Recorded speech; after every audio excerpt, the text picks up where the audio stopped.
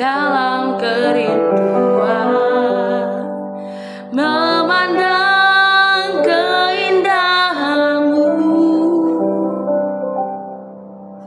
Ku berikan segalanya, semuanya yang ada.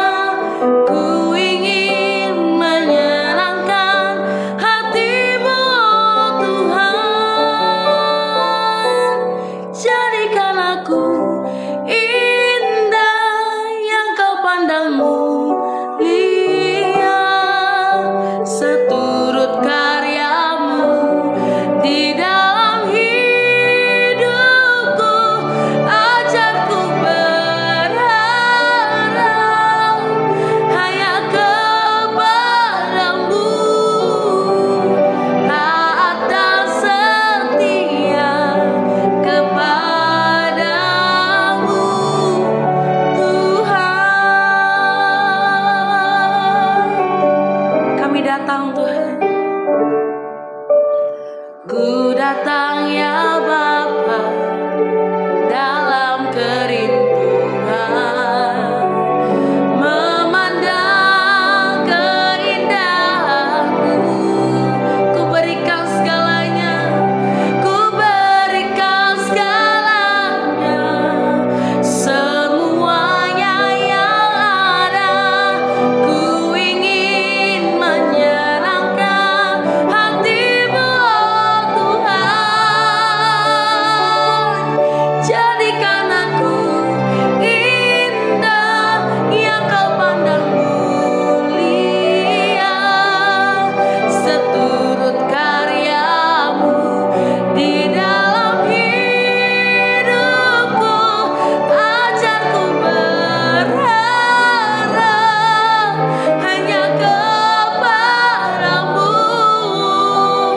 taat dan setia kepada-Mu, Tuhan. Mari kita nyanyikan lagu ini dengan segenap hati kita. Jadikan aku indah yang Kau pandang mulia, seturut karya-Mu di dalam hidupku. Ajarku berharap hanya kepada-Mu. Amin. Damu, Tuhan. Jadikan kami indah ya Tuhan, seturut rencana-Mu bagi kehidupan kami ya Bapa. Ajar kami selalu berharap kepada Engkau ya Bapa. Hari ini kami mendengarkan isi hati-Mu ya Tuhan, melalui renungan yang akan disampaikan hari ini. Tuhan berbicara atas setiap kami. Ajar kami memahami dan mengerti ya Bapa. Dalam nama Tuhan Yesus kami berdoa dan mengucap syukur. Haleluya. Amin. Shalom Bapak Ibu, Saudara yang dikasihi Tuhan.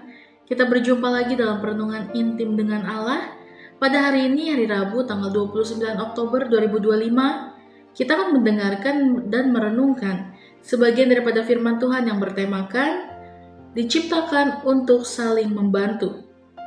Pada perenungan hari ini yang berfokus dalam Galatia 6 ayat 1-10, dan pembacaan Alkitab kita dalam satu tahun ini terdapat di dalam Lukas pasal 19 sampai pasal 20. Saya harap Bapak Ibu Saudara-saudari dapat membacanya terlebih dahulu. Saya akan bacakan dalam Galatia 6 ayat 2, demikian firman Tuhan. Bertolong-tolonglah menanggung bebanmu, demikianlah kamu memenuhi hukum Kristus. Renungan hari ini yang diambil dari kitab Galatia. Kitab Galatia ditulis oleh Rasul Paulus antara tahun 49 sampai 55. Surat ini ditunjuk kepada warga jemaat yang terdapat di Galatia. Sebelumnya, Paulus telah mendengar terdapat pengajaran yang kurang tepat dalam jemaat Galatia. Karena itu Paulus menekankan keselamatan adalah kasih karunia Tuhan, bukan karena menuruti hukum atau adat dan atau anggapan tertentu. Pada kesempatan ini kita akan merenungkan Galatia 6 ayat 1-10. Untuk mempelajarinya terdapat beberapa materi atau pokok yang akan dipelajari terlebih dahulu. Yang pertama, memimpin orang yang melakukan pelanggaran ke jalan yang benar dengan lemah lembut dalam ayat yang ke-1. Gereja adalah kumpulan orang-orang berdosa yang telah percaya kepada Yesus Kristus. Warga jemaat yang terdapat dalam gereja bukanlah orang sempurna. Saat pemahamannya tentang firman Tuhan masih terbatas, ada kalanya warga jemaat melakukan kesalahan. Saat seseorang melakukan kesalahan, orang tersebut hendaknya dibimbing untuk mempelajari firman Tuhan. Orang yang melakukan kesalahan hendaknya tidak dikucilkan, tetapi membimbing orang tersebut pada kebenaran dengan cara yang lemah lembut. Warga jemaat yang melakukan kesalahan hendaknya dinasehati oleh pemimpin secara empat mata. Jika tidak berubah, ia harus dibimbing dengan didampingi oleh hamba Tuhan yang lainnya. Jika belum berubah, membimbingnya di hadapan jemaat. Lalu yang kedua, menjaga diri supaya jangan jatuh ke dalam pencobaan dalam ayat yang ke-1. Setiap orang Kristen perlu menjaga diri dari keterlibatannya untuk membicarakan kesalahan orang lain. Ketika melihat orang lain melakukan kesalahan, hendaknya tidak menganggap diri lebih baik dari orang tersebut. Saat menganggap diri lebih baik atau lebih berharga atau lebih penting dan atau lebih layak dari orang lain, sejatinya orang tersebut telah menyombongkan diri. Karena itu, jangan pernah merasa lebih penting dari orang lain, karena sikap diri seperti itu telah menyombongkan diri di hadapan Tuhan dan sesama. Karena kesombongan adalah awal kejatuhan. Lalu yang ketiga, tolong-menolong dalam menanggung beban dalam ayat yang kedua. Tidak ada orang yang sempurna. Setiap orang memiliki keunggulan dan kelemahan. Walau persaingan dalam berbagai hal yang tidak dapat dihindari, tetapi lebih sering berujung pada hal-hal yang negatif, akan lebih kontekstual mengembangkan kolaborasi. Seseorang lemah pada potensi tertentu dapat dilengkapi oleh orang lain. Keunggulan yang dimiliki orang lain dapat membantu yang lainnya. Demikianlah konsep tolong-menolong dalam menjalani kehidupan. Lalu yang keempat, jangan menipu diri sendiri dalam ayat yang ketiga.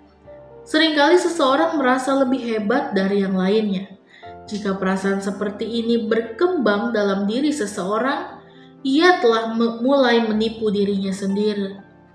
Setelah ia menyaksikan bahwa orang lain lebih unggul dari dirinya sendiri, barulah ia merasa kaget bahwa terdapat orang lain yang mengungguli dirinya. Dalam hal seperti ini, ia telah tertipu oleh perasaan dirinya sendiri. Sejatinya, siapapun tidak perlu merasa lebih unggul dari orang lain. Jika pada saat tertentu, seseorang memiliki kenyataan lebih unggul dalam beberapa segi dari orang lain, bukanlah untuk membanding-bandingkan diri dengan orang lain, tetapi mempergunakannya menjadi kemuliaan Tuhan dan menjadi berkat bagi orang lain serta lingkungannya. Lalu yang kelima, setiap orang memiliki tanggungan sendiri dalam ayat yang kelima. Disadari atau tidak, setiap orang tentu saja memiliki tanggungan sendiri. Yang ditanggung adalah beban. Setiap beban hendaknya dipikul secara sadar. Jadi, setiap beban yang dipikul hendaknya menjawabnya secara tepat. Dari sinilah muncul istilah tanggung jawab. Setiap beban yang dipikul hendaknya diberi jawaban yang tepat. Setiap orang tentu saja memiliki tanggungan atau masalah dan atau beban yang harus dijawab. Lalu yang keenam, berbagi untuk menyampaikan firman Tuhan dalam ayat yang keenam. Terdapat beberapa fase dalam menjalani kehidupan sebagai orang Kristen, yang sebagai berikut. Yang pertama, menyampaikan firman Tuhan. Yang kedua, percaya kepada Yesus Kristus sebagai Tuhan dan Juru Selamat. Yang ketiga, menjadi orang Kristen. Yang keempat, melayani dalam pekerjaan Tuhan. Yang kelima, memberitakan Injil Kristus. Setelah itu kembali lagi pada nomor 1, menyampaikan firman Tuhan. Setiap orang yang menyediakan dirinya secara sungguh-sungguh untuk memberitakan Injil Kristus hendaknya didukung dalam doa, perhatian, dan biaya yang digunakan untuk memberitakan Injil Kristus ke berbagai tempat. Setiap kegiatan kerohanian Kristen hendaknya fokus untuk memberitakan Injil Kristus. Lalu yang ketujuh, yang ditabur akan menuainya. Dalam ayat yang ketujuh, bibit yang ditabur akan tumbuh menjadi besar dan akan mengeluarkan buah. Pada waktunya nanti, buah yang dihasilkan oleh pohon tersebut akan dituai. Tidak terdapat hal yang lebih membahagiakan petani selain dari memanen hasil yang telah diharapkannya selama ini.